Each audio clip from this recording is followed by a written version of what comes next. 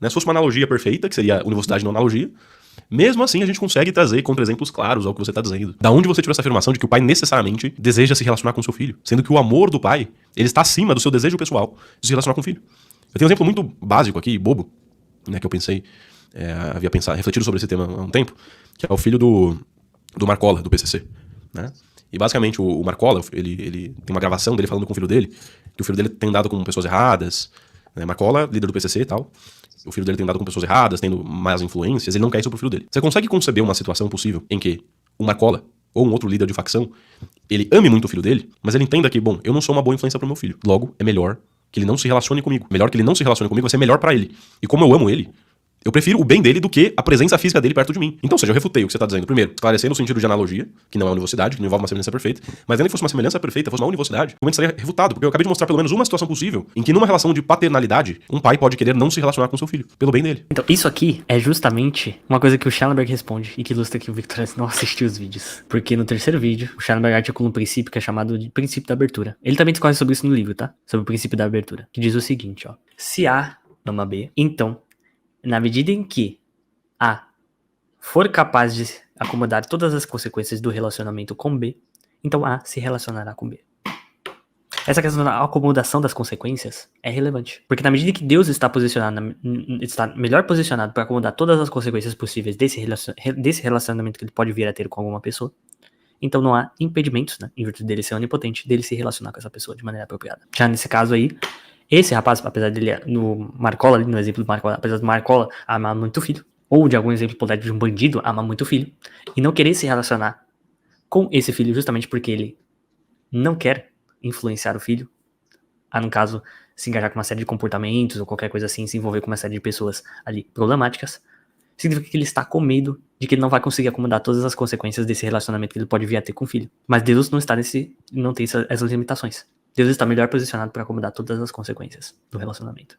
Vou colocar aqui presta atenção aí. Porque o que o Victorelius não assistiu a terceira parte. Porque ele não assistiu todos os vídeos do Schellenberg. See that objection really has no force at all. So that's, I think, an adequate response to the first sort of objection. The second one, which says that saying that God has to always be open to relationship with us, isn't that sort of demanding or extravagant? Well, we're talking about perfect love here. We're thinking about a being who is unsurpassably loving. And so when we think about beings in our own experience, people we know whom we think of as loving us, all right? And it's in these human relationships of love that our concept of love emerges and gets the meaning that it has, that we use when we apply it to God.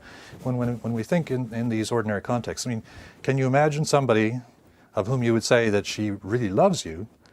Can you imagine somebody like that who isn't always open to relationship with you in the minimal sense that I've described, not being closed?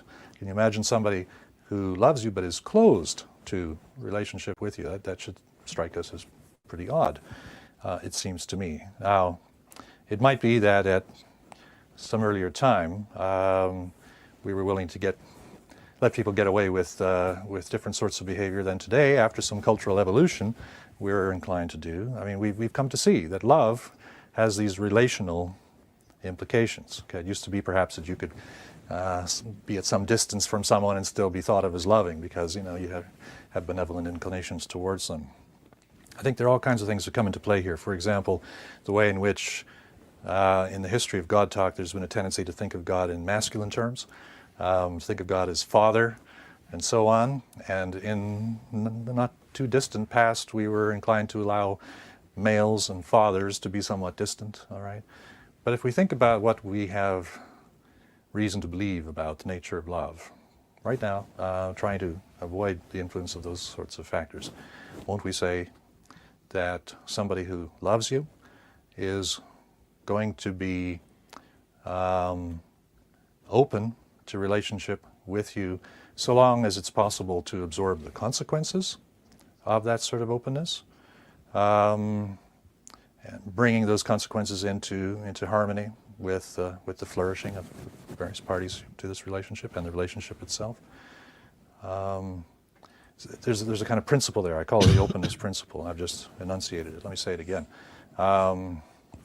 If A